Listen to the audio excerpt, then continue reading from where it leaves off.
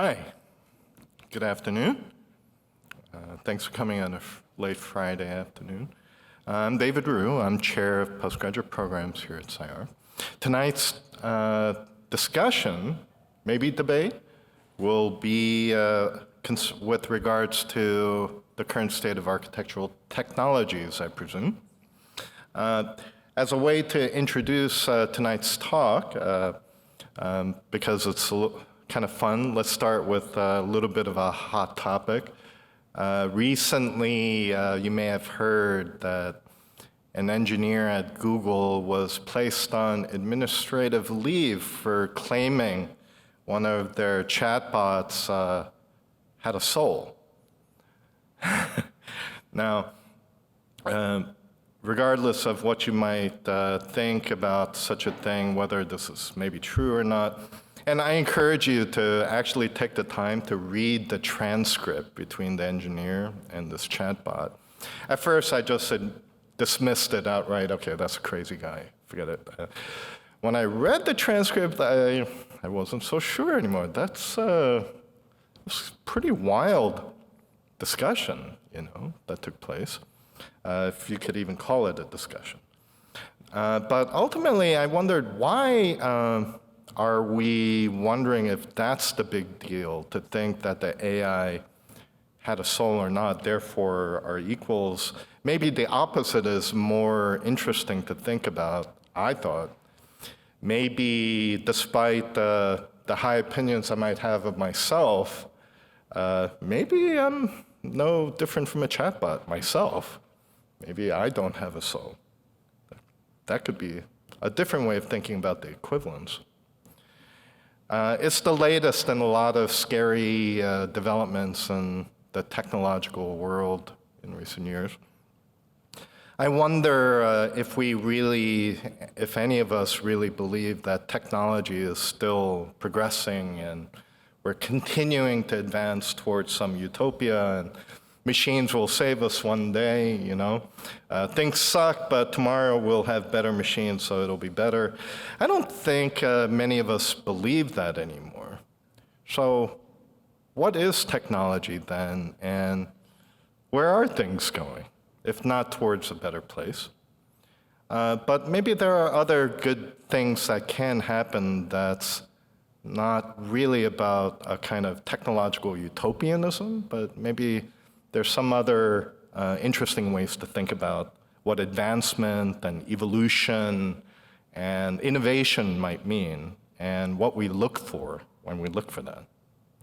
Anyway, that's just my question. Maybe we can come back to it at the end, if the two of you feel like it. You can totally ignore it if you'd like to. But I think maybe it is a little bit in the background. While at a place like SCI-Arc, we see crazy new exciting stuff happening, at some level we do have to wonder, even if we're not saying it out loud, all right, so what's this for? Where's this all going? I know that is a kind of background question about our values relative to these innovations. Because innovation blind for innovation's sake, I don't think that's something we're willing to do anymore. Anyway, both Casey and Soomeen, they teach in the Architectural Technologies program currently this summer, so you can go down to the other building and see what they're up to if you feel like. So MKC Rehm, he is currently teaching at SCI-Arc. He's our faculty. He's been with us for a while. He's a designer, and I'm going to switch a little bit into their bios here. It's important to know some of the facts here. He's a designer and algorithmic consultant based in LA. Received his MSAAD from Columbia University in 2009 and his B.Arch from Carnegie Mellon in 2005. He has over 10 years of architectural experience working for firms in New York, Los Angeles, Berlin, and London. Both his architectural and interactive media work has been exhibited domestically and internationally. In addition to his professional experience, Rehm has been a full-time faculty member in the past at Rensselaer Polytechnic Institute. He's been assistant at Columbia University, University of Pennsylvania, Pratt Institute. He's taught workshops at Kentucky, and currently he teaches graduate design studios and seminars in programming and robotics and design at SCI-Arc. And he's the person I go to when I have questions about what's going on in the world of technology, actually. So then we have Soomeen Hahm that has come to us a little bit more recently than Casey. Soomeen Hahm is the founder of Soomeen Hahm Design, a design researcher, educator, and architectural designer. Academically, she is current design faculty and robotic researcher at SCI-Arc. Hahm earned her Bachelor of Architecture at Tsinghua University and her Master's of Architecture at the Architectural Association at the DRL. Her work focuses on generative and algorithmic design using computer coding, application of multi-agent systems and design, interactive responsive environments, behavioral patterns of natural systems, and robotic fabrication processes and digital modes of production. Her latest research is centered around augmented and virtual reality, wearable machines, and human-computer interaction. Hahm specializes in coding, digital simulations, and 3D modeling in various software platforms. And so I think we're set up for an interesting discussion tonight about the latest in architectural technologies. Please welcome Soomeen and Casey. Thank you. Thank you very much for David for the nice introduction. And the topic of the technology definitely is going to be a very interesting one. And I think I wanted Casey to start this presentation because mine is a little bit not as interesting as Casey's. I feel like. Okay, so yeah, let me start my talk today where I'm going to briefly introduce my practice and then talk about the main research agenda around augmentation that I have been focusing on the recent few years.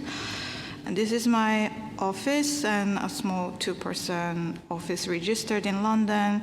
We are interested in bridging the rather academic research interests into architectural practices as much as possible, pushing the conceptual ideas into fabricated physical realities. We started our interest since our school years around 10-something years ago with the fascination of using computational tools and algorithmic powers to create inspiring aesthetics, forms, and spaces, and constantly questioning how these digital forms and spaces can come to reality. And this question has been the basic question aligning all the work that I'm going to introduce today. So these are some examples of previous work. As Brett King, the idea of augmented architect comes from the observation of the current state of art of technical development. And as Brett King, in his book, Augmented, he argues that we are currently living in the augmented age. We are using smartphones, devices, and machines are getting closer to our bodies, and our memories and knowledge are not anymore constrained to our physical capacities. So this was a trailer of his book, already, I think, 2-3 years old now, but basically talking about how the ages are changed, and now we are living in augmented age. And obviously, since the 2016 launch of HoloLenses, AR devices became commercialized, more and more accessible, opening up a whole new world for different potentials and opportunities in our daily lives.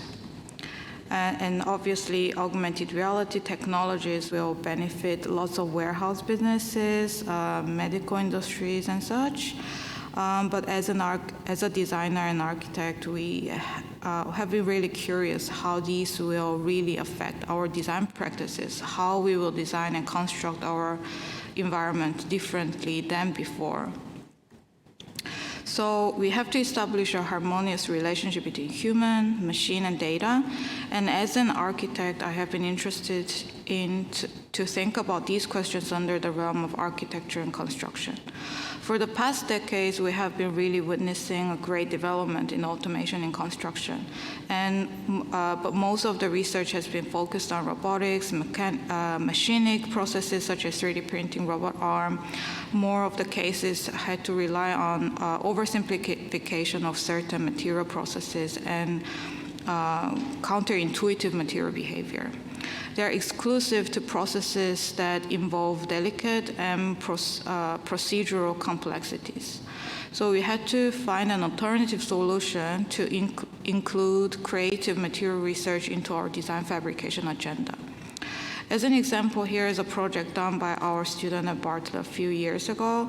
The image on the left is a 3D printed structure from ETH, and the image on the right is done by our students while they possesses similar formal interests. The left project is built with expensive 3D printing technique, while our student work was fabricated completely manually, and the fabrication process was developed based on a simple idea of using removable molds and fabric sleeves to achieve the desired formal language. And formation is based on generative computation method using agent-based algorithms as such, rationalized and executed with the previously mentioned fabrication process, and developed from one-to-one prototype to larger spatial accumulation to more convincing architectural proposals. And later we decided to further bridge the discrepancy between digital model and physical model by introducing AR headsets. This way, we re-established the role of human and machine, challenging us to rethink about labor and intelligence. The idea has been studied in academia with many students, teachers, and researchers involved, including students' seminars from Bartlett and from SCI-Arc as well. And these are the seminar we did in SCI-Arc I think, 2020. And we have a recent one. This was in Bartlett. And we have a recent one finished last year.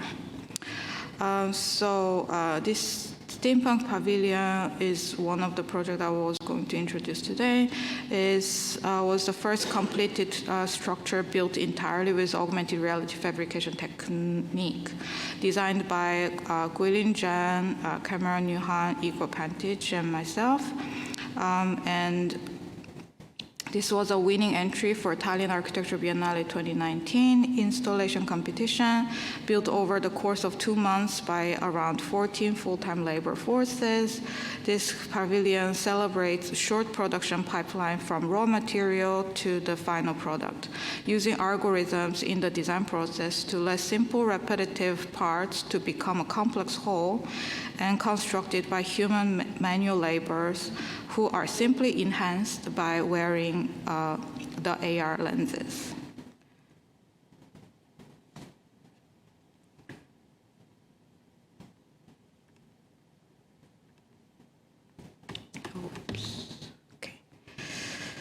So inheriting the same steam bending wood research, the second installation was built in SCI-Arc last July.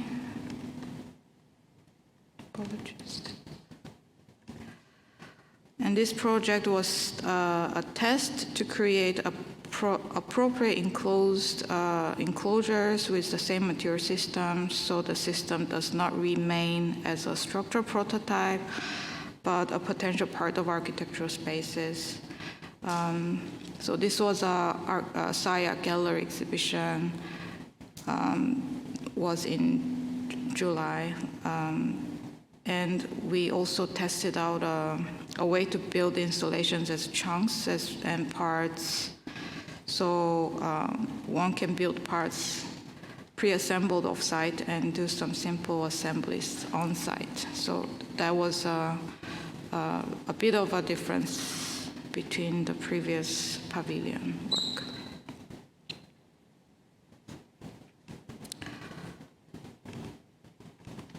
So as you can see from this diagram, the most, sorry, it's a bit slow. I'll let it run. So the most important kind of study for us is to kind of try to develop it into an enclosed volume that can be an architectural part. And here is another project that I'm going to introduce as a second kind of round of project that's called Augmented Grounds. This project is winning entry for landscape design competition for the International Reef Ford Garden Festival 2020 in Quebec, Canada, and a recipient of EPIC Mega Grant in 2020. Apologize, it's loading a little bit slowly. I will just say, so most meaningful contribution of this project to the research is the remote communication aspect. Because at that time, we were the only overseas participants who were banned from visiting the site due to pandemic. And all the team members were spreading all around the world, LA, London, Seoul, Canada. And the installation was built through manual crafting processes by unskilled builders who were wearing HoloLenses, augmented reality devices. And the data projected in the AR devices were provided purely remotely by the overseas design team.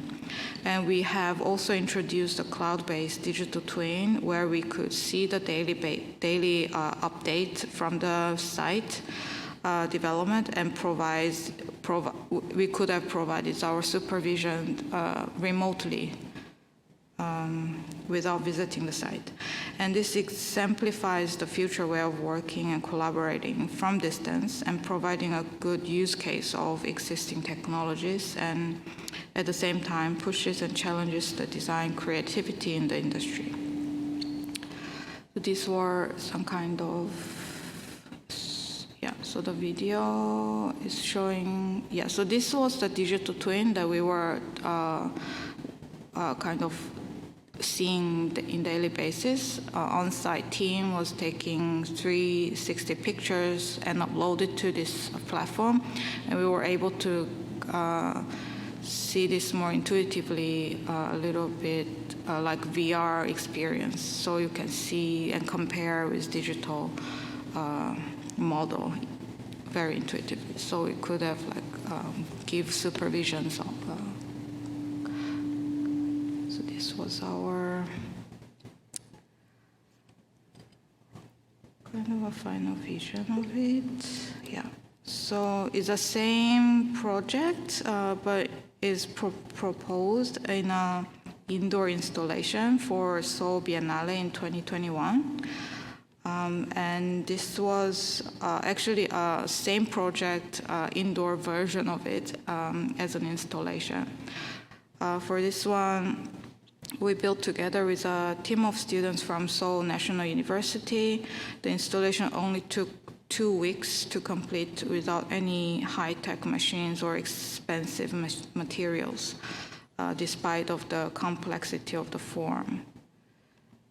So I'll just skip through this real quick. And there was a component of experiencing this this exhibition with an AR overlay.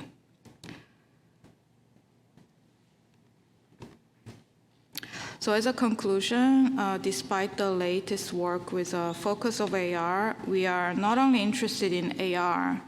As architects and designers, our practice is interested in exploring technologies in creative ways to help us think differently about our living spaces and environment. So with this in mind, with students in SCI-Arc in studios, I have been exploring different aspects and approaches of these ideas in a broader terms. So I was hoping that my work and the framing of my work can help students also to understand where they are coming from, while we are doing this work. Yeah, that was my presentation. Thank you very much for your time.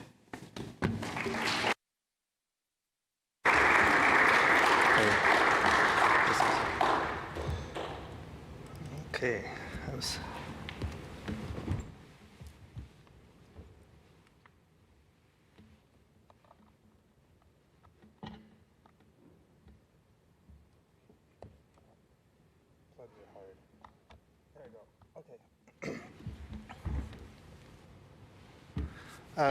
Great, thank you, Soomeen.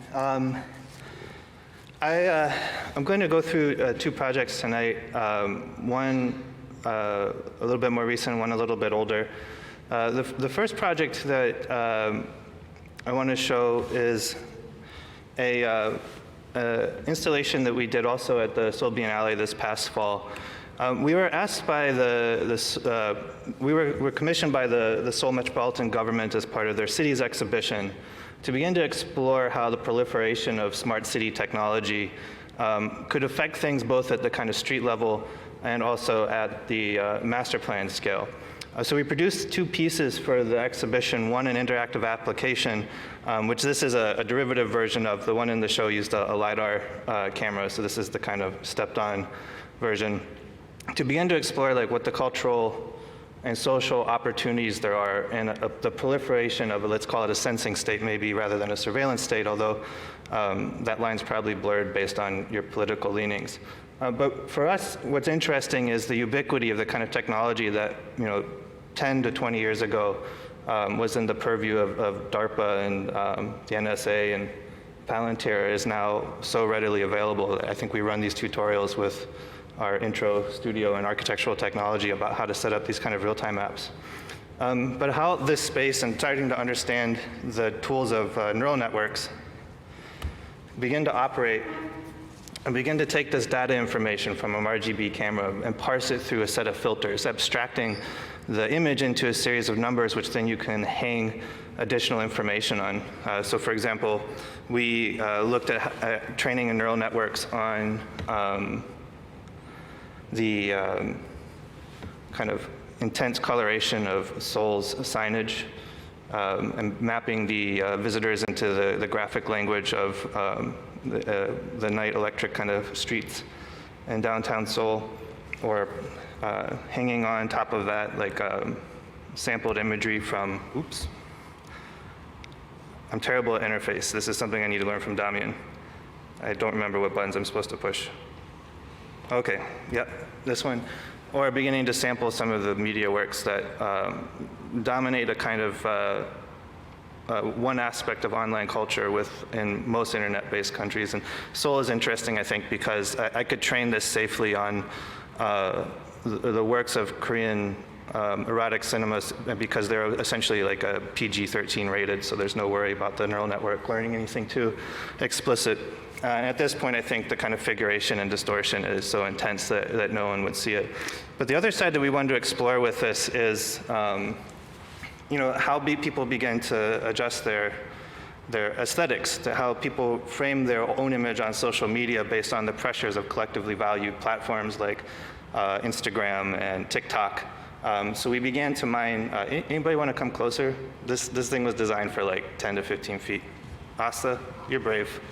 Jimmy, or Yash, thank you. So we began to mine the kind of facial features and expressions of the top performing Korean influencers. I'll put the less weird mirror back on. And resampled the faces of the gallery viewers with this kind of assemblages of features mined from the kind of homogenized effects created by those platforms, where people begin to adjust the types of photographs they take of themselves, and they adjust the type of appearances that they aspire to, the kind of poses they aspire to. And also, I think in Korea, one of the things that was interesting for us to discover was the proliferation of plastic surgery amongst a generation between 18 and 35 years old at a rate that I think kind of far outstrips what our expectations would be in this country. So you're seeing a kind of pressuring of adjusting the way that you represent yourself to the world based on trying to chase the kind of what's that thing? When you run, you get the thing, the runner's high. You're chasing the dopamine and stuff in your brain from the upvotes and likes that you're seeing on your social media posts, this kind of body dysmorphia through narcissism that creates the kind of homogenizing effect of the aesthetics there. But we purposely began to distort it. I think when you saw it in there, like we distorted these faces because we also wanted to really make it clear that this was about like assembling features and assembling aesthetic features on the face and not a kind of racial transformation project, which we were concerned at certain points that it was veering quite close to that. So one aspect of the project was about embedding the gallery visitors into this space constructed from both their context online as well as their city. The second side of the project was looking at a master planning proposal for Seoul, not a kind of serious or intentional one, but being asked to speculate on how the proliferation of this sensing layer throughout the city would allow for new forms of urbanism or thinking about restructuring the city. And we were asked in a way that I think is pretty uncommon now to propose a fairly let's say optimistic or solutionist strategy, certainly something that is maybe more in line with the kind of old futurist projects of just kind of leaning in to think that technology is okay, it's going to save us, and doing a kind of wildly out of scale proposal as a kind of representation of an extreme trajectory that could be taken with this technology. So one of the things that we were specifically looking at is the proliferation of these smart poles in Seoul. And we put together this quick sketch with this idea that if you begin to line your city with essentially high quality sensing apparatus for air quality, cameras, traffic, sound, all these things, it allows you to build a kind of rethink the layer or the boundary between the wilderness and the human as an urban project. This is like a kind of ancient project of constructing cities to keep the other out. And as part of this larger project that we're looking at, or the kind of larger projectification from the city of, when we asked them what the problems were, air pollution's a big one, and heat islands was what they came back with. I guess there's a lot of dust coming off the main continent in the air. So we were trying to look at and speculate like exactly how much territory of the city would we have to rewild to actually have an impact on the heat island effects and actually have an impact on the carbon capture. So this first sketch was the first one that we sent over, where we're just kind of ubiquitously expanding these like seeded zones using an image classifier to detect where the densest foliage and vegetation was, and then expanding out with a series of kind of excavating neural networks and then rewilding networks to kind of erase that city. And then about looking at how much square footage of humans we displaced and how would we repopulate them. And this first sketch, it was like just literally lifting the city up into the sky in a kind of very non-serious way. But from there, we began to look in more detail about compositing more intelligent layers of information, how we expanded the wild, how we construct that boundary, and what kind of densities we could begin to create within the city for people to inhabit. So we modified the wilderness expansion algorithm to take into account things like terrain, wind simulation and flows, so that the expanded wilderness would kind of naturally follow water and pollination patterns within the city. And we removed about 1/3 of the ground plane of the city with these techniques. And then we looked at how we could begin to densify the population to match the kind of population density of Manila, which is currently the highest population density in the city, or in the world right now, through a series of megastructures which wove programs of commercial and residential together into these essentially 600-meter megastructures. This is a long video. Working with within the office, we had a team of students that were looking at automating plan generation. These are all very coarse, but we're just kind of rapidly looking at how do we create different levels of scale of program and organization within one of these structures. How do we create a certain amount of thinness, trying to privilege things like a limited floor depth in relationship to chasms, voids, and overhanging solar elements, and then taking the program diagrams that we use through the simulation to calculate their distribution and feeding them into different networks to automate the kind of texture mapping of the facades, both through sampling Seoul's graphic culture and signage culture, as well as the facades, and then veggies, because I like veggies on stuff. And then compositing these. So we automated the design and the texture mapping of 42 of these megastructures in this strip of the city of Seoul that we were panning across, including this one. And ended up creating, it was initially supposed to be a kind of full media simulation on 4 LED panels. COVID happened, things got crazy. So we ended up printing it, 42 of these little structures, and shipping them over there and flatbed printing it on a still. With the impacts of having to transition like this, beginning to privilege like other factors or material factors in the design of our megastructures, no one wanted to pull the support structure from 42 of these things, so we just built into the design language of the forms a necessary thickness and support to print 42 of these things in time. So even in this wild, kind of totally absurd, like unhouse a third of the population of Korea and put them in these things, we were still, concerned with value engineering. The second project I want to cover is a bit older. It's one of our first like really intensive looks at using neural networks and architectural design in the office. And I'm going to present it because I think this project led to a lot of the things that we're looking at now in terms of the new robot facility and some of the research into CLT assemblies as a new form of material construction. So this house was proposed for a site outside of 29 Palms in the Mojave Desert. Is that Mojave Desert? No? Okay, it's not the Mojave Desert, but I think it's like within an hour and a half of the Mojave Desert. It's really hot there, which is, I'm from Ohio, there's a lot of vegetation, so everything's kind of desert here. But the proposal was part of a line of work that we were working on about thinking how do we want to re-represent like architecture to neural networks, because the neural network's design language is completely contingent on how you curate its training and its education, essentially. And we were interested in this idea of privileging things that we believed had value in architectural plans that maybe sit outside of a traditional like architectural discourse on how buildings should be organized.